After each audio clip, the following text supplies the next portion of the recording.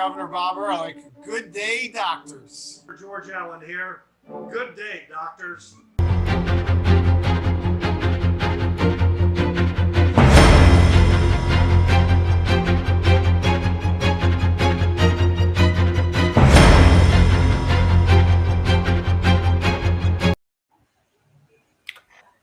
Welcome, and we are back. It's Friday, 2022. It's 2 weeks old now.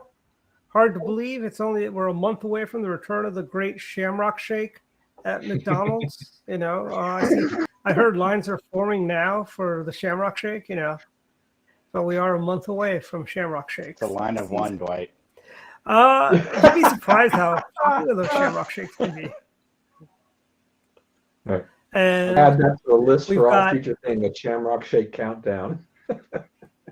Yeah, actually, we should do that actually next week. But it's been a busy week. I heard Brandon had a bad week, they're saying. But I'll even go a little bit further. I think he's had a bad year. What's that? I know they even let him on NASCAR logo stuff. Hey, what's that Rembrandt? Is it Rembrandt that did the Friends theme song? If it's not your day, year, or week. Yeah, that's what's spinning in Joe's head right now. Yeah, it's been a pretty tough time for him. You're right, Blake. This has been, we're coming up on the 1 year, since the inauguration, and what does Biden and Harris have to show for themselves? It is one of the most miserable administrations I think we've had in history. This is one of the worst starts to a presidency I have ever seen, and it's not getting any better. And it just one smackdown from another.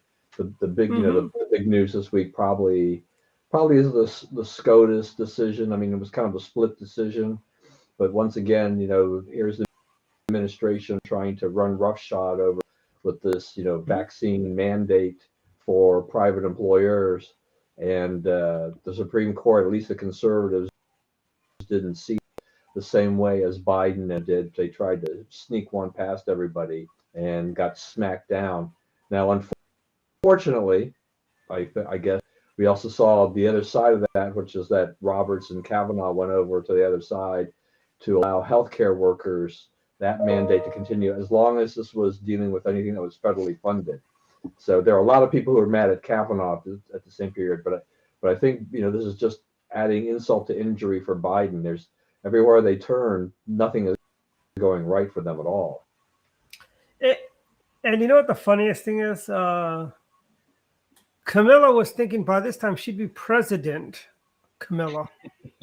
That's what when she took this job, she was probably thinking, I'm not going to be vice president for a year. From next year, I'll be giving the State of the Union. Looks like I thought she was going to give it at least 2 years, Dwight. His handler and prop him up for a little longer. Pull them, the puppet strings. Yeah. Dwight, look, the problem, and everybody here on the panel, I think, knows this. The problem is that Harris, who was the golden child, right, the heir apparent to Joe Biden, this was kind of an all, well laid out plan on the part of the Democrats, get the first black female president, in the history of the United States, that kind of thing. It's not going to happen. This is just no longer in the cards because she has totally imploded, since last year as well. Nothing is going right for her either. Her office is in disarray, firing people, new people. Even the new people have got some issues with some old tweets. This is just this is a massive train wreck on the part of the Democrats. So much so that Doug Schoen, who's a Clinton guy, and everything like that, wrote this op-ed in the Journal this past week talking about an alternative for Biden Harris is Hillary Clinton, right? Is the comeback of Hillary Clinton. And a lot of Democrats really, really upset about it. But I think Schoen's not a dumb guy. I think he's making a halfway decent case because Hillary's out there lurking in the background. She's still upset that she lost the election to Trump to begin with, right? And it's like, well, if you're an establishment Democrat, where are you going to go? Hillary? I think she's well past her prime, but the Democrats are getting pretty desperate. And I think floating that Trump is kind of an interesting thing on the part of Schoen. She's the comeback gal. You know, Bill was the comeback kid. I mean, I think it would have been better for Hillary, really to use her time just like other Republicans, and other politicians, when they are either out of the national limelight, is to use the fact that, I mean, she's had a lot of experience being first lady, being a senator, all this, being the Secretary of State, is use that to become, part of that elder statesman type of thing and be the advisor and help the people in the party, etc. She could have been the Richard Nixon of the Democrat Party. Right. I mean, in a lot of ways, yeah. I mean, and she had a lot of baggage, when she really kind of, after she lost the election. I mean, and what better way to do this? You can rebuild your reputation. You can just kind of go out and say cement, your history by doing these things. I mean, obviously Nixon from the time he left office to the time he passed away, huge difference. A lot of things had changed in that time period. Mm-hmm. And Nixon was out there talking to people, advising. He invited people to San Clemente to come and visit him and things like that. He didn't really dwell too much on the past. He just focused on helping others and just kind of advising and things like that. And I think that's the smart strategy. So, Nixon will always have that, that embarrassment of having to resign from office on the one hand, but on the other hand, a lot of historians will write up, how he finished his life versus what happened there when he was president. So, he's able to kind of push some of that away and gloss over that.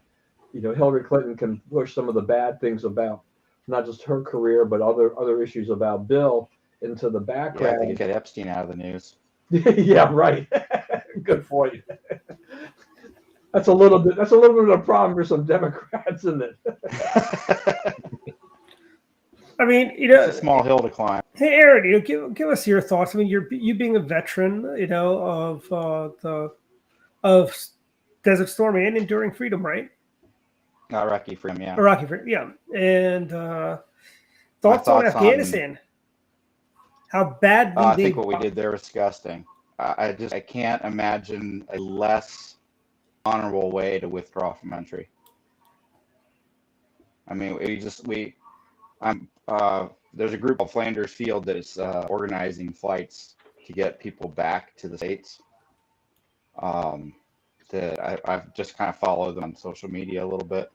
But just seeing the family, the groups that are left there, and the families they're in full lockdown now. They have no food, they have no money, they have no way out, and we did that to them. There's no way around it. I mean, we just abandoned them. So yeah, I have pretty strong feelings about it. I feel like we kind of did the same thing for our Iraqi interpreters, but we didn't just wholesale bail out and pull the military out before we pull civilians out. So it was a little different. Yeah, I have zero respect for this administration for what they've done in Afghanistan.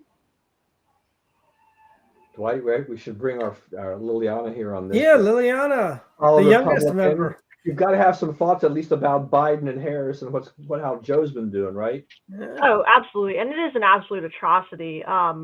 Seeing that young people were so adamant that Biden was the best choice for president, and then seeing that he's an absolute mess, but just that what everyone thought he was going to be, and being a champion for youth rights and things with like debt for college, and saying that he was going to make everyone start paying their loans back, that there's definitely a distrust among the younger generations with the Democratic Party, because they're seeing that these promises that some that Obama tried to promise and didn't keep, that they're now going into this administration, and it's going to cause a shift in young people to lean more towards a moderate or even a conservative viewpoint, because our party as Republicans, we have kept more of our promises than the Democratic Party has. Funny you mentioned kept our promises. You know what vision that came into my head when he said that is, Kamala Harris on the balcony of the White House, doing the "Don't Cry for Me." Now I'm going to go out on a limb here, Liliana, because I don't know you all that well, and I don't know how old you are or whatever. But I'm going to go out and venture a guess to say that the inflation and some of the economic things we're seeing now is kind of brand new to you. I mean, you didn't go through what Dwight and some of the rest of us went through. Actually, all of us did. We lived through the other inflation and everything. I mean, Dwight would still have been a young kid at the time, but at least he was still around. Yeah, it was more of our parents that went through it than us. Yeah. I mean, and I think too. I'm old enough through it as a young guy, but still, this is pretty shocking to see what's going on here. Yeah, well, I mean, I think too it relates to like the Obama years. I mean, I don't remember much. I was 4 when Obama first came to office. But just the economic downfall that we were in during that administration, I never really was able to like grasp. Like I knew it was bad, but just seeing it now, it's almost like I'm living through what was the years of Obama, but just worse. And yeah, like Dwight was just showing with the food, even my gas. I hate going to the gas station now because it's the amount of money that even like just everyone, my kids my age and even older adults, that just it's so sad to drive up to the gas station and see that price go up every week. But certain stickers and vandalism really keeps me going. That's why we go. It cost me $85. I haven't found a Montgomery County that's got one of those yet. Have you seen one, Dwight? No, I have not. Come Florida. Yeah, there's one actually at the racetrack near my house, actually. Jeff, in your neck of the woods, have you seen little stickers on the gas pumps? No, I haven't noticed them. But I've not gone for gas since, I don't know, a couple of weeks. I try to keep my driving to a minimum just because gas prices are so expensive. I just try to, and here's the thing with the gas prices too, right? So Biden, gas prices rise. These are a lot of things are a result of him with the pipeline issues and all the things that they've been doing, all this green stuff that they want to do, kowtowing to the progressive part of the wing of the party and everything like that. And yet, so then he wants to say, oh, well, we need to investigate the oil companies for collusion and for pushing these prices up. And then he tries to soften his tone a little bit, saying, oh, look, gas prices are moderating. Moderating compared to what? I mean, it's like, can we go back? They need more graphs. We have the 4 cent, when they had that graph that went way up and way down, and it was only 4 cents. So they need more of those. Hey, but America, rest assured, our 4th of July cookouts, we saved a nickel, was it? Or 7 cents, they said? Yeah, I think it was 6 cents, but yeah. And even going back to the green energy thing, one of the biggest things Biden said was that his green energy plan was going to create 10 million jobs. But in this administration, we see that people don't want to work those jobs. So wanting to go into this green energy to create jobs isn't going to do a whole lot if you don't have the people to fill those jobs. So it's just, again, it's just a vicious cycle of things continuing to rise that, frankly. Liliana, this is the price of the gas at the Bethesda Shell station. Oh my gosh, ours is $3.12 in Hartford. Yeah, but that I mean, we just dipped over $3 here in Orlando. Those Bethesda are expensive as heck anyway, right? I mean, true. I mean, I think to be fair, you need to go and say, I mean, if you go down Rockville Pike or something like that, it's in 320s.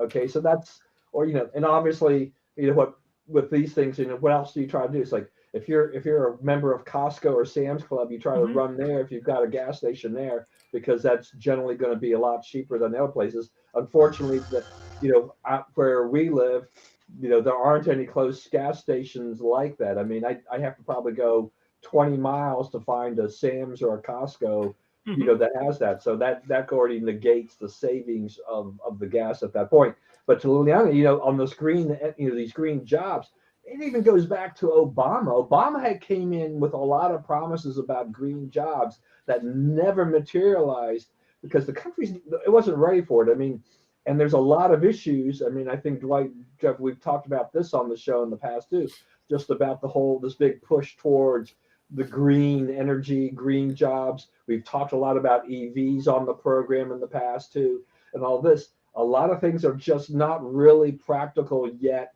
but we just see everybody racing towards it. It's some, like the auto companies they're just throwing everything into this, saying, you're going to do this. I mean, Dwight, you mentioned last week or the week before about Lexus is going to go. Yeah, Lexus, Cadillac's going all EV down the line, which is going to drive my wife crazy at that point, because still, what is the cheapest EV car you can get? Maybe $30,000. The Nissan Leaf, I think, which is about $28,000.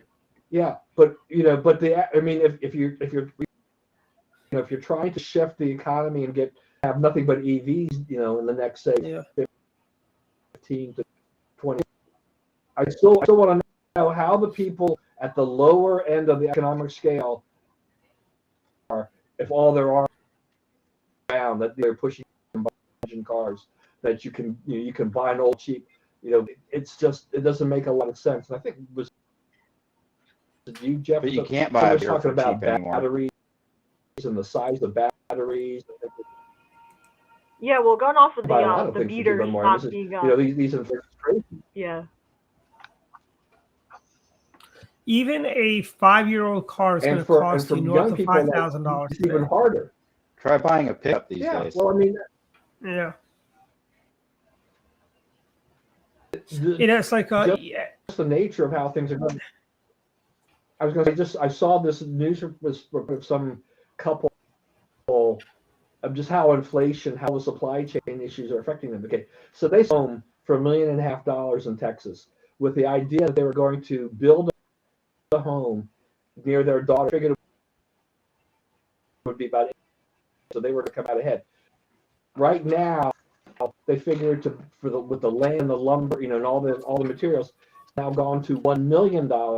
They've been living out of an RV as they've been trying to plan this. Now they're beginning to wonder, did they make the right decision? And do they try to actually do something now? Do they wait it out, hoping that prices drop, or will prices increase, and they'll wind up really no better off than they were before, except they can get closer to their daughter. But this $700,000 cushion that they thought they had is evaporating very quickly. Mm-hmm. So it affects a lot of different people. But I look at the young people today. How do you afford things? I mean, it's like, I'm not, I'm getting towards the end of things, in my age bracket, and I figure I can handle it probably for the rest of my life, more or less. But if this inflation holds, and I think it will drop back a little bit, but we went from people and the government predicting this is transitory, it'll go back down to about 3% or something like that, to where they're now saying maybe it's going to be around 5%. There are not a lot of people except the older, people that have experienced anything even close to 5% inflation. The inflation at 7 to 10%, depending upon if you're looking at wholesale prices or producer prices and whatever consumer. Not many people have experienced that, and they're trying to figure out how do you keep up. Your employer gives you a 3% wage increase, but you're paying 7% more for your groceries. You're falling behind. Yeah, Liliana, and Biden doesn't have an answer for this. Liliana, you're a young person. I mean, you probably buy lunch at school now, right? Well, actually, no. Our lunch for the past 2 years has been free. It's been an initiative that the state has given, where each student is like, they give each student a free lunch. It's terrible. I pack my own lunch, but even some of the things that they do sell, like ice cream. Haven't changed. Ice cream used to be 75 cents. It's now $1. Chips used to be 50 cents. They're now 75 cents. So it's even like they're trying to capitalize on kids' lunches in schools. Liliana, when Jeff, Aaron, and I were in high school, I think ice cream was 30 cents. You could get like a frozen. You get a don't have me remember back that far, Dwight. A popsicle was 10 cents. A Hershey's candy bar about right. was 35 cents. Dwight, I used to buy. I'm so old that I used to buy a school lunch, lunch, right, in public school, for 30 cents. See, it was 85 cents when we were in high school. Was 30 cents. Yeah, I never had ice cream. I remember that milk was a quarter for one of those little cartons of milk. That was like a quarter.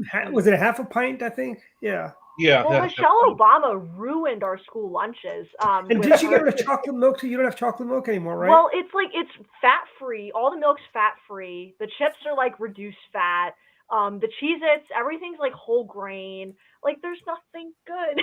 So kids don't even want to buy it, or if they do, they're only eating it because they're hungry. Nothing, and there's definitely a disconnect of like thinking things are healthier, when that's just not the case. That it's clinically proven that children need fat for their brains to grow. Absolutely. So taking that out of like a kindergarten or a first grade's diet every day for lunch, that ruins cognitive abilities. Are these, they won't eat. Hey, are these the kind of cookies they have?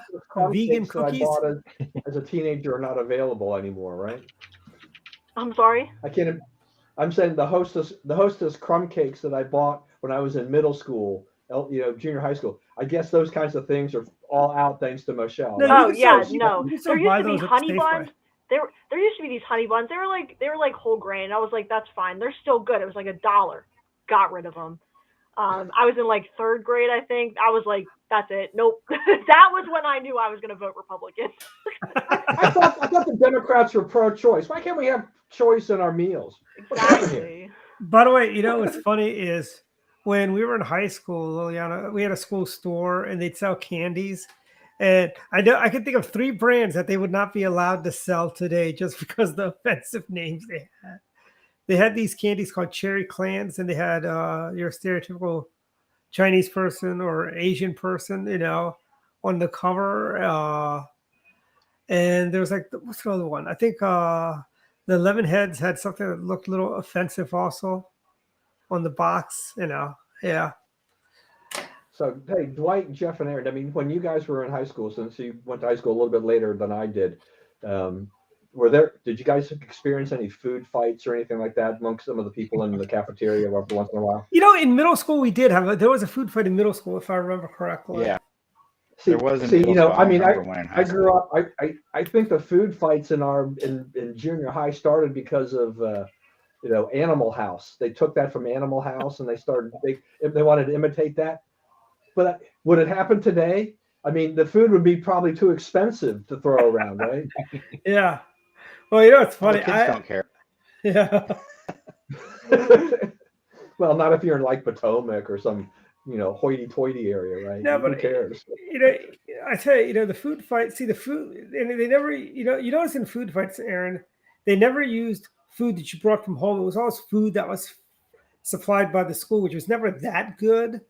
I mean, right. I remember I really only remember buying when we had pizza day. Yes, exactly. And that's the only time I bought. And the pizza wasn't even that good. No, it wasn't that good, but it was pizza, so why not? Yeah. Yeah, I don't remember having lunch at Blair. Because I remember, I think we had an open lunch, so we could go out for lunch too. So I remember going out to places. Like I went to the Four Corners to the Jerry's Subs and Pizza, to get food there. And I remember brown bagging a lot. So I used to eat lunch in like some of the study rooms, just because I loved hanging out with people and such. But I don't remember eating lunch actually in the lunchroom. So I don't recall. A lot of times eating lunch was at the picnic tables when the weather was warmer outside. Yeah. With the jugglers and the chess club and folks there. And the juggling club. Yes. No, the smokers were actually on the other side by the auto. Juggling club. Yeah. Yeah, we had a juggling club. We had a chess club. The chess club was the gamers club. But a few chess people, they kind of when the chess fan became president, it became more chess friendly opposed to gamer friendly. And these are board games, Liliana. I'm sure now you have like trans clubs and all kinds of fun, interesting things now. No, actually, no. I mean, there's a Genders and Sexualities Alliance that meets, but regarding like the increase in COVID cases, at least my county, I'm sure it's well, you're in Harford County. Yeah. When we were in high school, there was our superintendent is from your county, actually. Really? I've heard. I think. I'm pretty sure he still lives in Bethesda. What's his name? Is it that guy? Sean Bolson. He came from North Carolina and filled a position. He should be up for, or his contract should be up soon. But his first action as superintendent was laying off 150 teachers due to budget cuts and things that the last superintendent kind of caused to be able to or to it was this last superintendent that's why we had to make cuts, but yeah, he has been a huge reason that our vaccine rates among those ages 5 to 11 are around like 40% now, which I find to be rather high than what I would think for somewhere like Harford County. But he's implemented a lot more of the restrictions that I didn't think we were going to have back. Like clubs are no longer allowed to meet in person. Sports, the only way you can play a sport is if you're vaccinated or you have to get weekly COVID testing. You still have to wear a mask. And they're cracking down on it a lot more of if you like have a blow your nose or not wearing it all. During lunch, they're like, you gotta, as soon as you're done eating, you gotta put your mask back on. So I bring a giant lunch now so that I don't have to put my mask on until that's kind of how I fly. You know, Liliana, when I go flying, I take like several bags of pretzels. Yeah. So I don't have to take. Yeah, the stupid put your mask on between sips thing. Like, really? Yeah. American Airlines. Stupid. See, I've never had a problem with Southwest with eating pretzels and not having the mask on. American Airlines, a horrible airline, you know, that supports every lefty agenda there is. They basically tell you, pull it down, put the pretzel in your mouth, and put the mask back up. I'm like, that is disgusting. Yeah. Well, our soon-to-be governor of Virginia announced today that he was going to get rid of the mask mandate for Virginia public schools, and it would be entirely a parent's choice. I think that is definitely a headway in showing the whole promises made, promises kept thing that we talked about earlier, that the Democrats, everything that they promise doesn't happen. Promises made, promises broken. Yes. And but by the way, you know something? I'll say this, though. The fact that Joe Biden's agenda is failing, that means America is winning. Well, yeah, but have you noticed they're shifting their agenda on how they're discussing the virus now? Yeah, they're sounding like Republicans they're now. Slowly come around to, hey, it's not who cares how many are sick? It's how many are in the hospital and how many are dying. They're finally trying to acknowledge that. What is it? What did the wise Latina said? There's 100,000. 100,000 kids on respirators. And she's a wise Latina. Yep. Yeah, that whole argument didn't quite sway anybody, right? I mean, but it still got the 6-3 ruling on the whole thing, despite, and look, in this case, you got to give credit even to the Washington Post, which gave Sotomayor 4 Pinocchios on their fact checking for making that claim, because it was even too far out there, too wildly inaccurate, even for the Washington Post to pass up on that. And it's. I don't know. I don't remember. I haven't done a history check and fact check of the Post fact checker, but I don't know that they've really ever tried to go after Supreme Court justices in this case. But this, that one was just probably a little bit too much, and probably more so because it was about COVID. Remember the flack Clarence Thomas got when his wife was associated with a pro-life organization? Where's all that media outrage that we had back then? Where'd it go? I'm looking for it. It's not around. Yeah. Well, at this point, I think we've done the COVID dance for about 2 years. I for me, and I'll just speak personally, that I was in the beginning. I was very much behind all of the preventative stuff we did, all the mask mandates, all the preventative stuff, because COVID was still new. We wanted to make sure that our healthcare systems weren't overwhelmed by an influx of people that needed significant care. 15 days to flatten the curve. But after that, it's like people, we've had the vaccine available for, over a year. We've had, the system has pretty much accommodated all the cases. Now I understand, there are going to be new variants that come out, but at some point, at this new variant, I don't know if it was, and I don't know how many of you guys know, but I recently contacted COVID, even though I performed all the social distancing kind of, stuff. So it's possible still to get it, even if you're being, very, very aware of the precautions. But that being said, at this point, we're past the point of of controlling it. It's spreading so It's fast endemic. that it's really, we're doing things in name only. It's not really going to help anyone. And the people that that haven't gotten vaccinated aren't going to get vaccinated.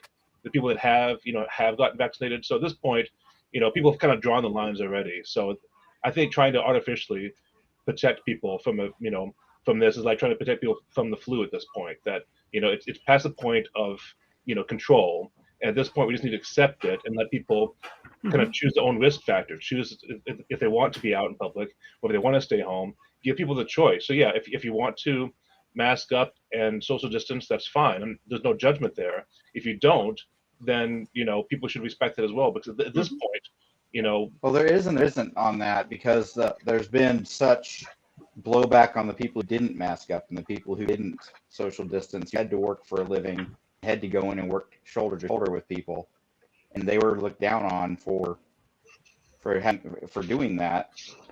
Well, sure, and I admit that I was kind of like, at the one point I was like, if we all just get through this for a couple of weeks, we'll get through this. But people drew their lines, right? And some people, for right or wrong, decided that this is the hill I'm going to die on, and some people literally did die. And so at this point, we're not going to change any minds. We're not going to change any. This is. Well, I think some people, a lot of the folks I've talked to that aren't vaccinated, are waiting for the data.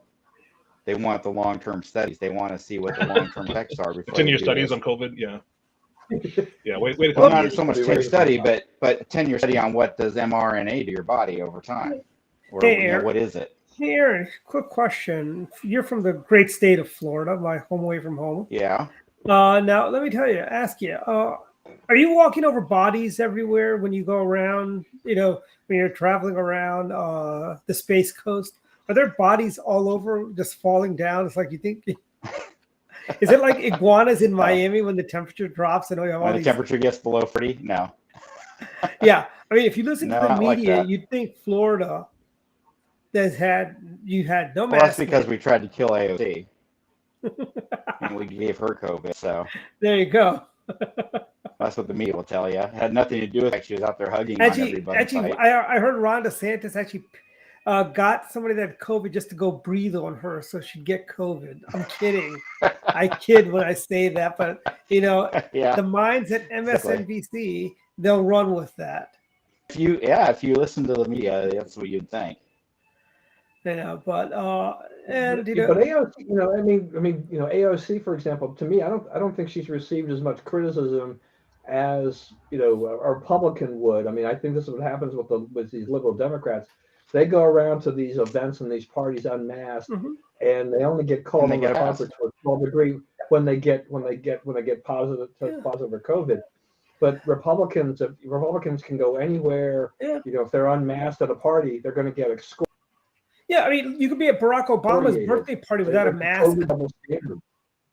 Yeah, I mean, look, Barack Obama had his birthday party, no masks, and they're we're all very sophisticated people. We're better than you. That's why we don't need a mask.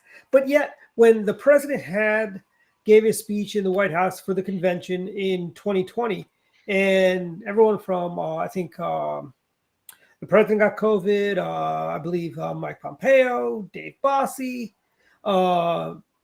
Senator Rand Paul, and they were excoriated in the media for just being reckless individuals, But yet, when you have all those lefties getting COVID at Barack Obama's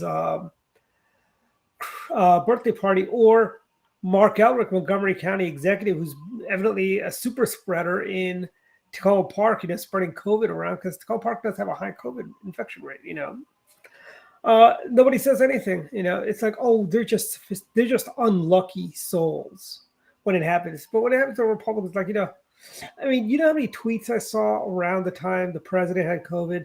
People wishing death on the president. I mean, that is just pale. That is like crossing the line, the last line you should ever cross, frankly, because God knows the left crossed so many lines with President Trump, which can you imagine how bad Biden's numbers would be if the press treated him the way they treated President Trump?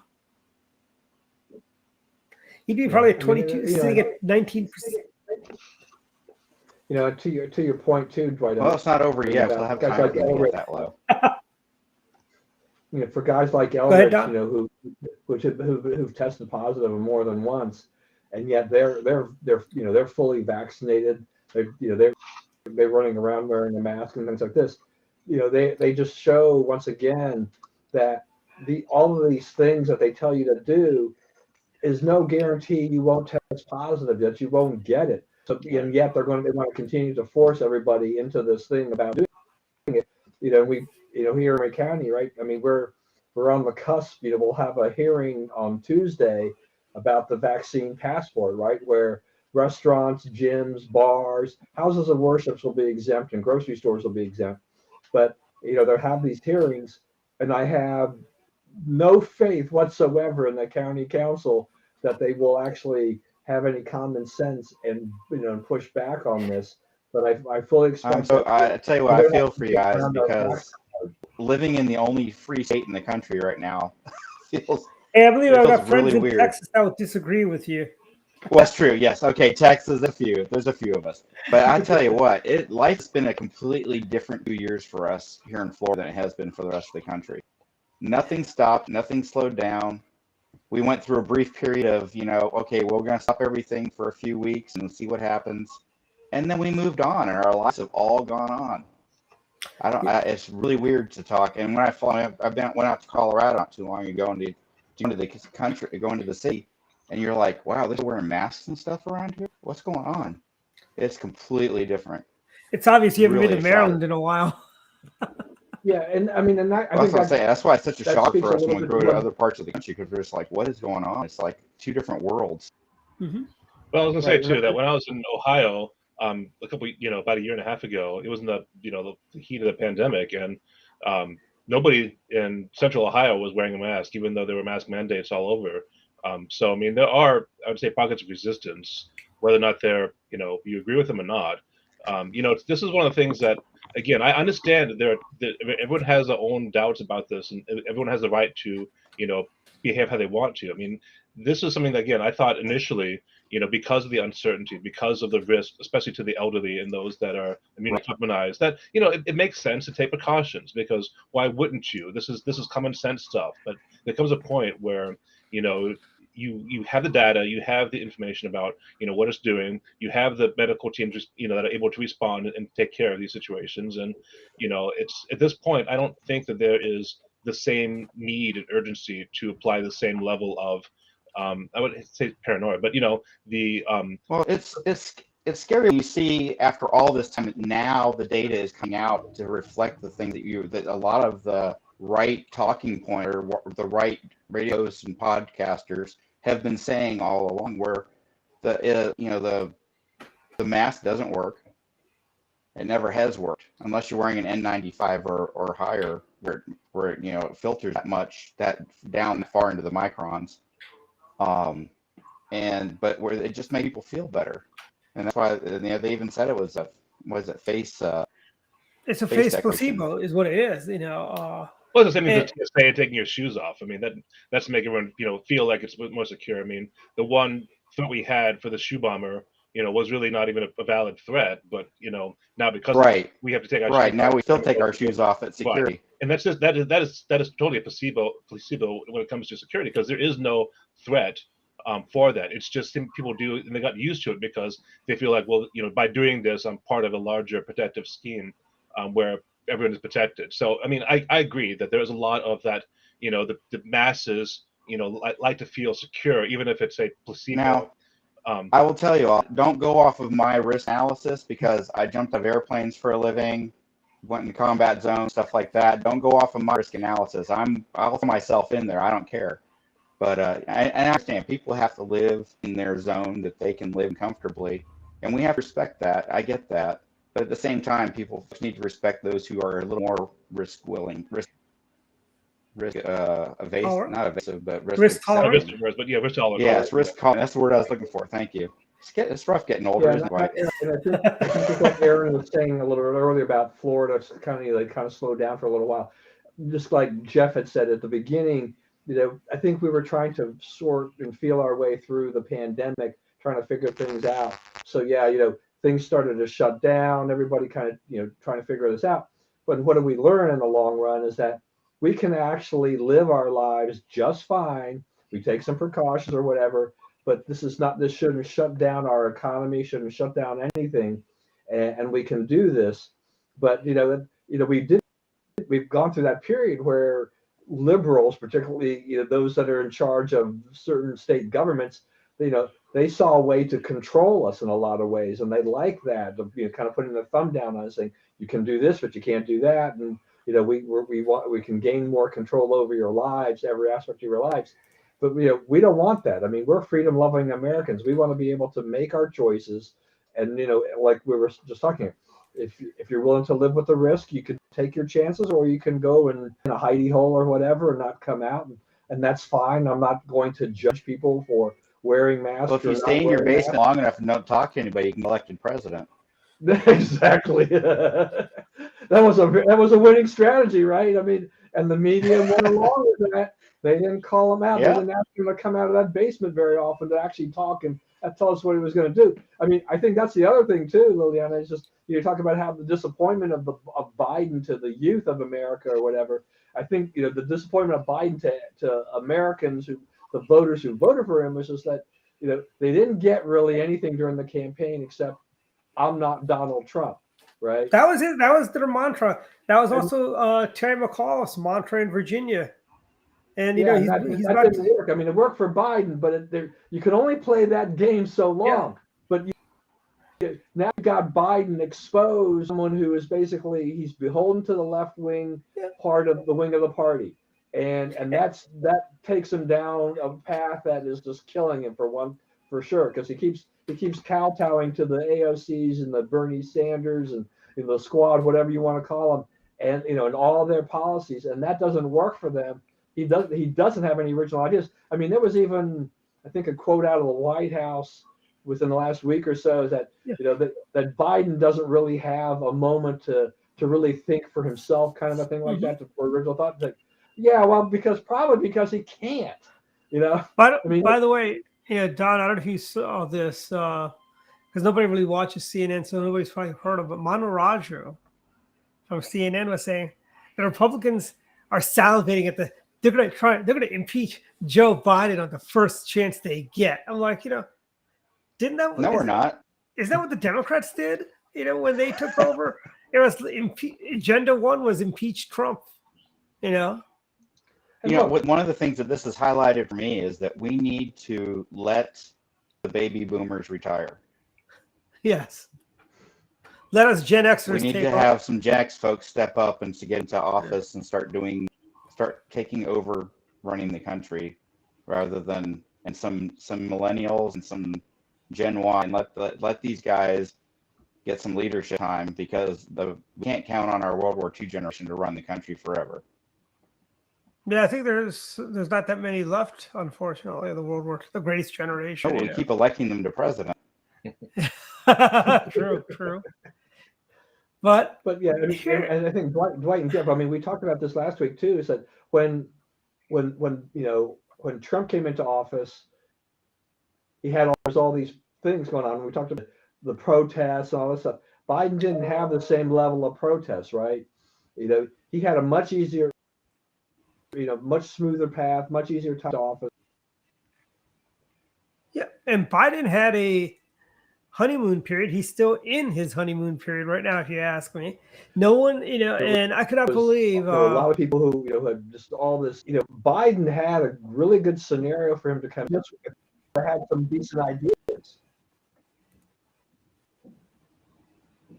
We're trying to do something that's right. So, and now we've got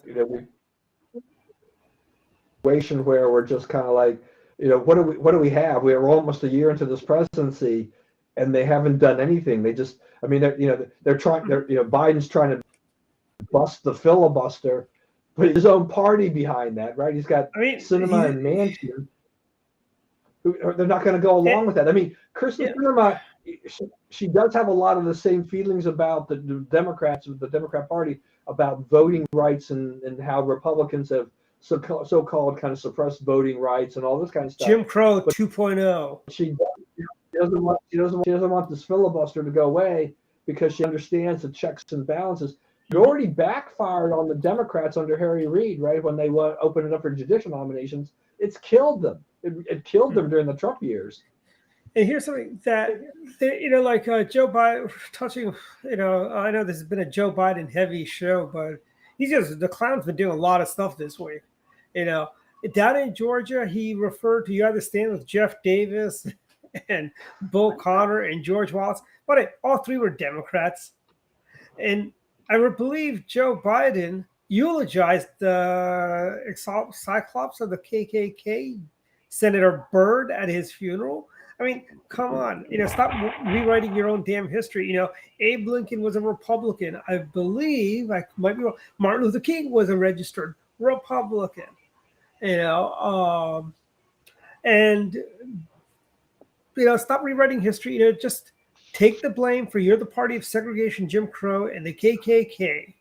But no, and nobody in the media calls him and says, Well, they need to have his speech and Schumer's speech about how important it is to have the ability to shut it down. Yeah. Exactly. So we talked about this several weeks ago. They need to put that on a loop, just play that all the time about how important it is to have the filibuster.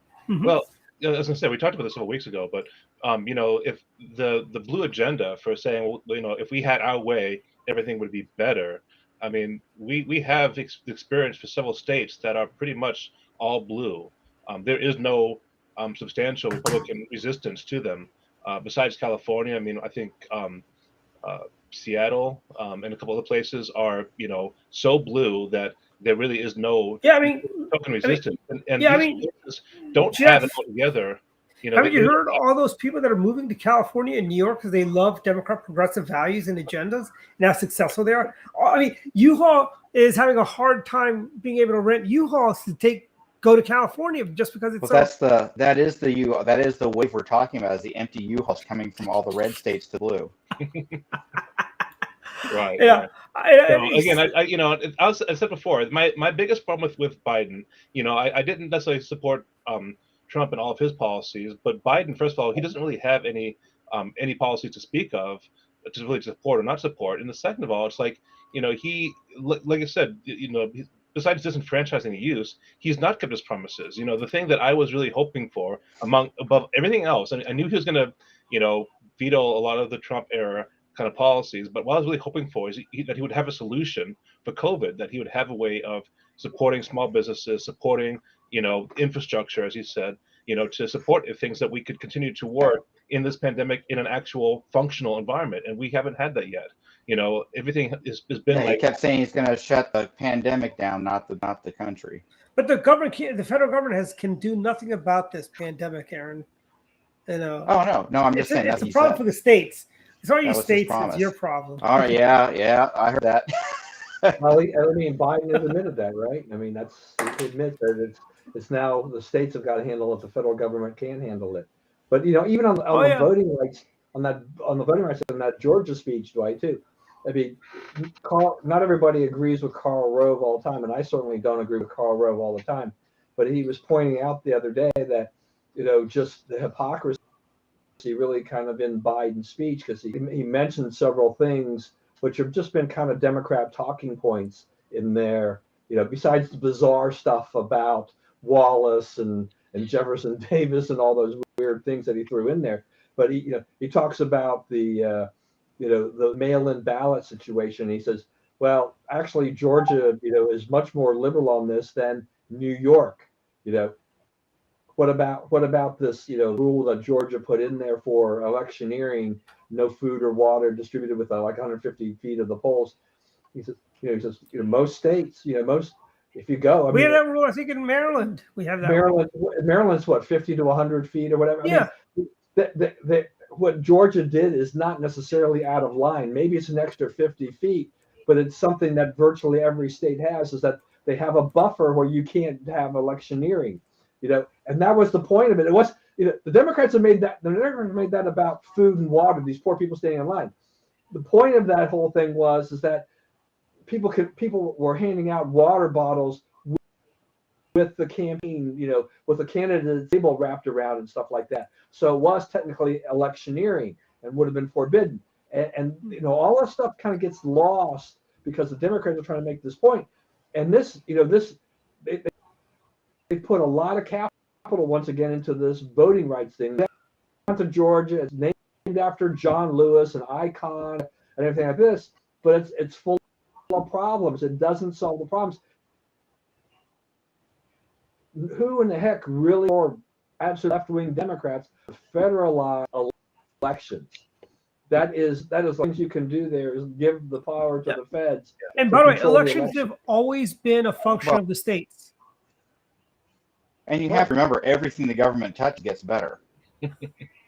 Yeah. Remember that war on poverty, Aaron? We won. Remember the tremendous victory on that war on poverty that we waged? I can't even say that with a straight face. For government program, more homeless and more. The war on poverty has become a quagmire for the Democrats. I'd love to see them cut and run out of that war on poverty like they did on Afghanistan. Liliana mentioned earlier. Liliana mentioned earlier about student loans. Obama took this and he revamped the system, and the usual projections, what this was going to do, and the pandemic has made this worse because we've been postponing on student loans over the last couple of years. Even before the pandemic, the figures were going south really quickly. All the promises of the Democrats and Obama going to work, it was not going to cost the taxpayers much of any money, have completely gone off the rails. Their default rates were out of whack. All of these other things, it's costing us, the taxpayers, a lot more money now than the old I think was beforehand. It's just a quagmire. And I don't. Well, to be honest, I'm not sure much of that. Know on student loans. That is just like Bernie Sanders going off his rails and like May. I don't. Yeah, but I tell you, I see this. Here's a question for you guys. This is one thing that it saddens me when I see this. Okay, you guys, we all. With the exception of Liliana, we all remember the last days of the Cold War when the Soviet Empire was in its last throes. You saw pictures of Moscow supermarkets, and they looked like this or this. It is sad that and those, by the way, this is from the Kensington, Maryland Safeway. And look at this. It's crazy, I bet, Aaron, I'm willing to guess if you go to Publix, the shelves are well stocked, I believe, right? Mostly, we're starting to have some empty shelves down here, mostly because we don't make anything in America anymore. Everything's sitting on a ship outside of California. We invite them to come to Florida to offload. It costs too much. Right. Well, we talked about this last week too. But this is the thing about again, another one of Biden's kind of broken promises is that he talks about the infrastructure.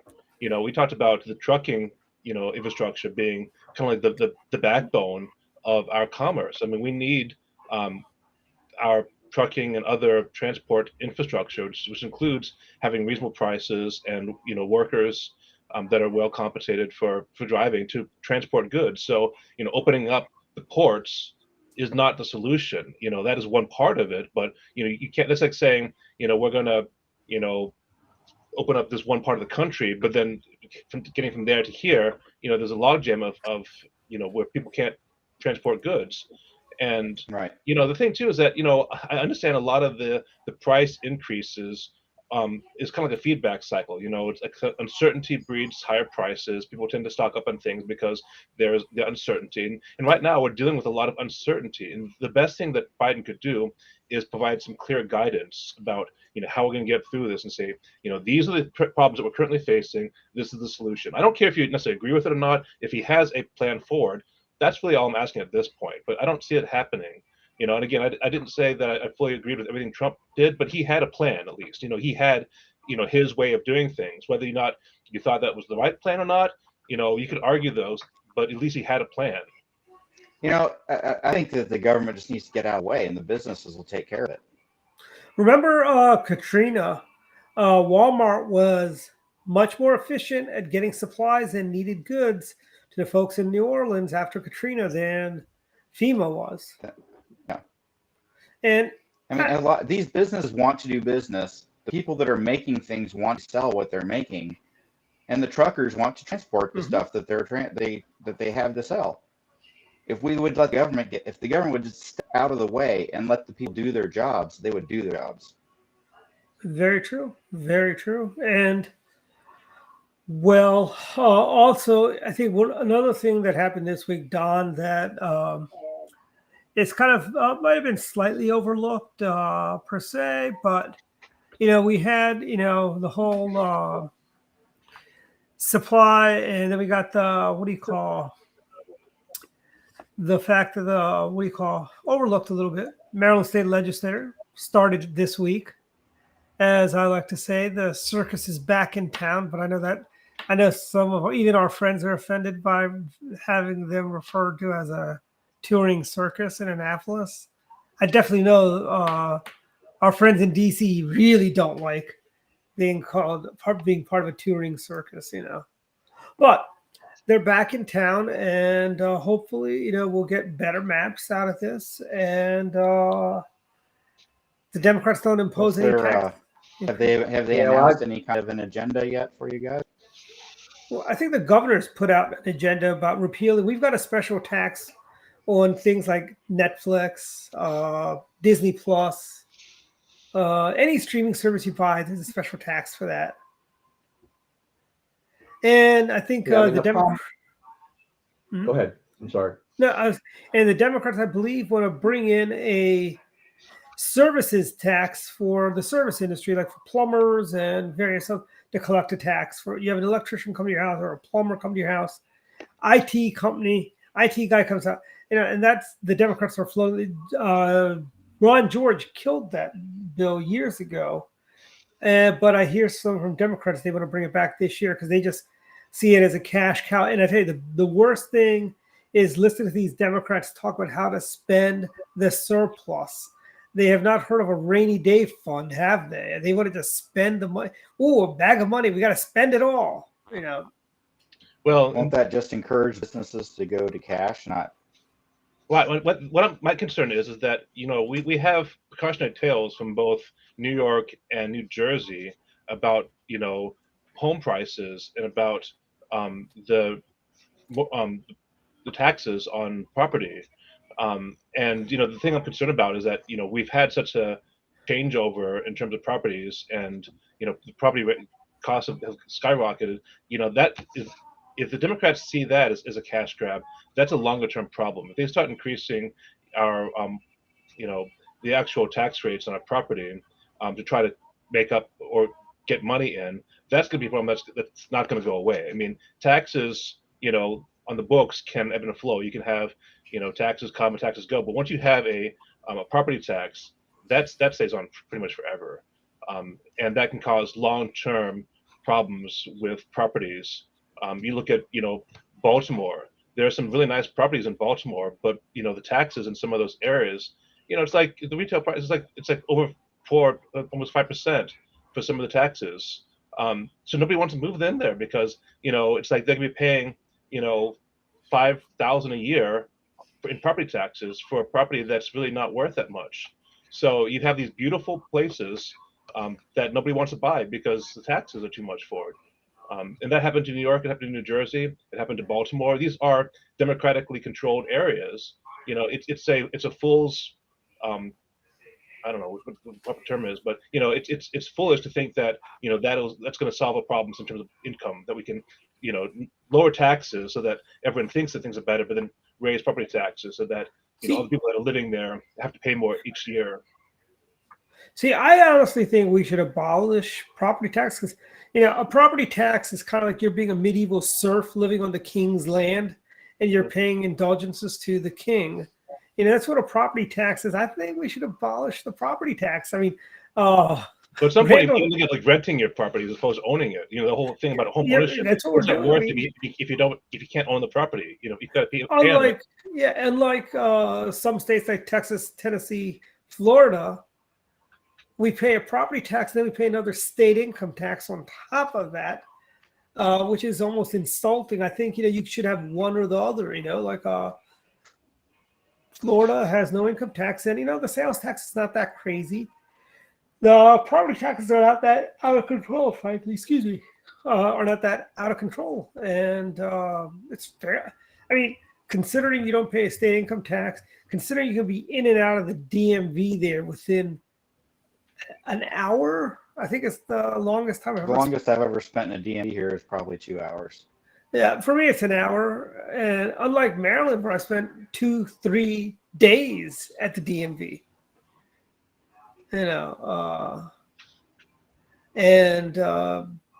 It's just insane, but we're approaching. Well, it's one thing if you're paying those taxes, you're getting a cost benefit that makes it worth it. Are you getting better, firefighters? Are you getting better city water? Are you getting better, if the taxes are going towards something that makes it worthwhile, that's one thing. But if it's just going to some politician's fund that, doing gender studies in Afghanistan or something like that, where's the cost benefit for you as a resident of that state to pay those, or of that city or of that town or whatever tax that is you're paying? Yeah, and we are now at final thoughts, where we can say what's on our mind, more than one thing. It used to be final thought, but I figure it's more fun to have more than one thought. So it's final thoughts time, everyone. Let's start with Liliana. Final thoughts. Just going off a session, I think there's a lot that's coming up, that there's a big opportunity that we can show up and testify for these bills and do what we can to try to get rid of them. That being redistricting, which comes up on Tuesday. The hearing starts at 3 p.m. They're hearing both the LRAC maps and the maps that the governor proposed. I will be testifying against the LRAC maps just because of the sheer oppression that is having multi-member districts, but not just multi-member districts, those that are unequal. Hey, they get very cute. Look at this, Liliana. They get very cute. I forget the name. I'm in there. I'm in that little part of Hartford that, I'm in the larger part of Hartford that's thrown into, like, that goes the whole way down to Montgomery County. It makes no sense. It makes no sense. And then to give Annie Harris the bottom of the Route 40 corridor, it's just doing everything they can to try to make that district a little bit more democratic to unseat him. But that goes with, I guess, my other final thought is that as our campaign finance reports come in, I'm really curious to see what Heather Mazur was able to raise. And she's one of ours, right? You know that she's one of ours. She's a Montgomery County native. I did know that. But yeah, I'm really interested to see how much she actually raises, because she does seem like the front runner for the primary. But yeah, there's a lot of waiting that will be interesting to see. She might be too woke for the Eastern Shore Democrats. She might be a little too woke for them. Yeah, I don't know. We'll see. Yeah. Final thoughts, Aaron Rodgers. I got a couple of them. For the younger generation, like Tatiana. Yeah. Yeah, that's what I said. Like I said. You see the infighting and all the stuff that's going on with our government and everything these days, and all the division that you see in the media and all that stuff. It wasn't like that a few years ago, not all that long ago, and I'm hopeful that we can get back to a place where our country is we've never gotten along politically. That's never happened in the country. We've had brief moments where we've united in a front towards a goal. But yes. That would be 9/12, December 8th. Yeah. I think that might be it. That's it. Yeah. But we've always gotten along with each other, even though we've disagreed on how to get to where we're going. But I'm hopeful that in not too far of a future, we will be there again, where we're at least working toward the same goals. My other final thought is, as far as the military is concerned, folks, keep them in your prayers. The officers and the enlisted are getting very mixed messages right now as to what their job is, what their goals are, what they're supposed to be doing. When you're told you're supposed to go in and you're supposed to win a fight, but then you're also supposed to be kinder and gentler and understanding, and you're supposed to be supportive of everything that comes down the pipe from your government. It kind of deflects from mission, I'll put it that way. And it's going to be interesting to see what happens with our military over the next 5 years. So those are my final thoughts. Final thoughts, Donovan. Yeah, I guess a couple of things. One is the RNC apparently is looking to get future presidential candidates to pledge to not participate in the debates that the Presidential Commission on Debates has been holding and will hold for the next set of elections, for presidential elections. I think this is kind of interesting because, we've seen over the last couple of election cycles, at the very least, where I think there's some pretty blatant bias on the part of the moderators. Things have been set up, and there probably needs to be another look at this as to how to even this out and make this a little bit better. So I think the RNC, I think in a lot of ways, is just being smart. They're firing the salvo well in advance of 2024, and we'll get some people to wake up and say, maybe we have to do something after some pretty badly moderated debates that we've had in the last few cycles. So we'll have to wait and see whether or not this actually changes anything. But I wouldn't be surprised if there would, if this holds, at least for now, that Republicans that are considering running in 2024, why not sign on to that and just say, we need a better system. So we'll have to kind of wait and see on that. The other thing that too is we'll go across the river and just say that the festivities have already begun tonight in Virginia. Inauguration of Glenn Youngkin will take place tomorrow. So it's a great day for our friends in Virginia. The Republicans are going to get to celebrate something similar that we've been able to do for the last couple of elections in Maryland with Larry Hogan. They're getting to see this. Except they're definitely a little more red than we are in that sense. They got a pretty good sweep this last go round. So congratulations to Glenn Youngkin and his wife, and to Winston Sears and Jason Mazaris. This is great, and the fact that the Virginia House is in Republican hands again. So looking forward to a great 4 years for Virginia Republicans, and congratulations to them. Maybe that we can keep it going here for 2022 for the GOP, because we got to hold that governor's mansion. Just think how much better we'd be with a Republican governor in Virginia and Maryland. We get more bridges over the Potomac, hopefully. I know. Final thoughts. Well, Jeff Youngkin was a great kid. Yep. So that's great. Absolutely. Final thoughts, Jeff. Wasn't there the ferry? There was the story about wasn't there a ferry that was between Maryland and Virginia? Dwight's Ferry. Dwight's Ferry. Yeah, that basically shut down because they couldn't figure out the land rights for the Virginia side of the port. But that was pretty sad that they had to basically shut their operation after 150 years or more of operation. But anyway, that wasn't my final thought. That was just a side thought. So I can't help but. So Aaron, when you were talking about the military and sending mixed messages, and Dwight probably appreciate this, but my first thought was of RoboCop 2, I believe it was, when when he was basically given all these directives by the Detroit Omni Police Department, whatever. Yep. Initially it was just like certain protect, but then he had 100 different directives of do this, don't do that. And it just basically just short circuited because he had so many directives he couldn't get anything done. So I think it's very important, as I mentioned before, that the president's biggest job is almost not political; it's more like public facing. That he is the face of the country. He is the one who sends the messages that America follows. whether it be the military or whatever. He is the face of America, and so sending a clear message, both to the military and to civilians about, here's where we are, here's where we're going. All the great presidents, you remember them by the speeches, you remember them by their, whether it was a good time or bad time, you remember what it was that they were, promoting. You remember Reagan with the, tear down that wall, Mr. Gorbachev, Yep. and remember, all the different, one-liners that the presidents had because they took a stand.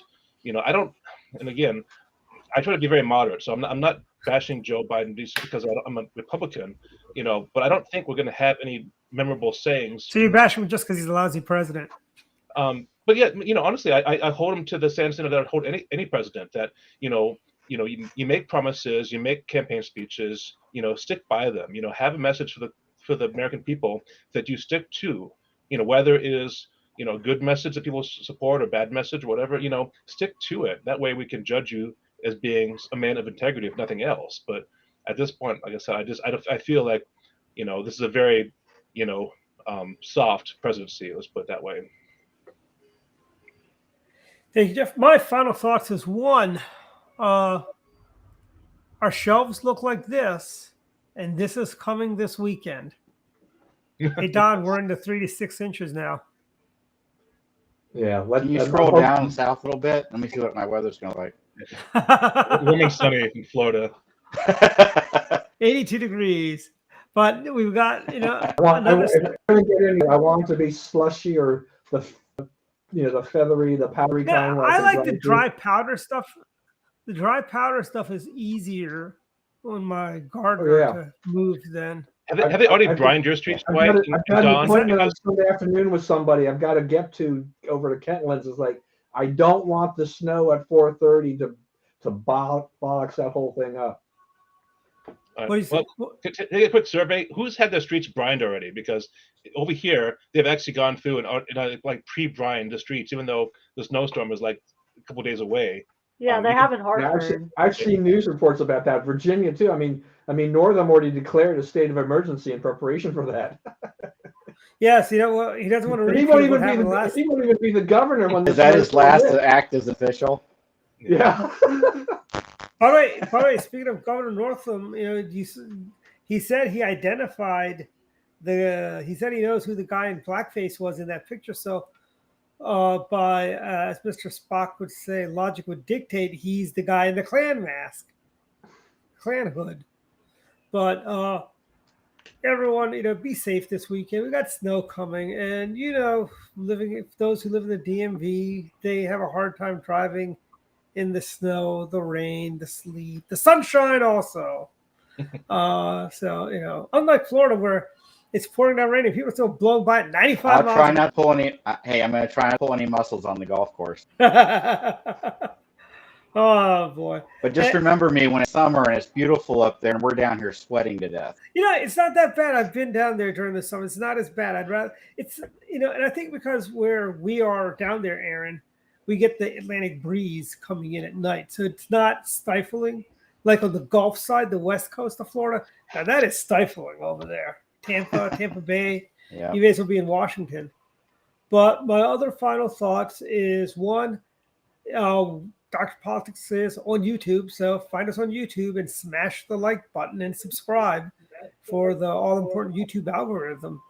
And with that said, we'll see everyone again next week. Thank you, Aaron. Thank you, Liliana, for being on this, being our visiting physician. Liliana, I'm sorry for saying your name wrong. I've been called worse. I had a Russian flashback for a minute there. Sorry about that. But Aaron, what's funny is there is a Tatiana in Maryland Republican politics also. We'll leave it at that. Okay. Good night, everyone. It's good meeting everybody. Yeah, don't jump off until afterward. I say.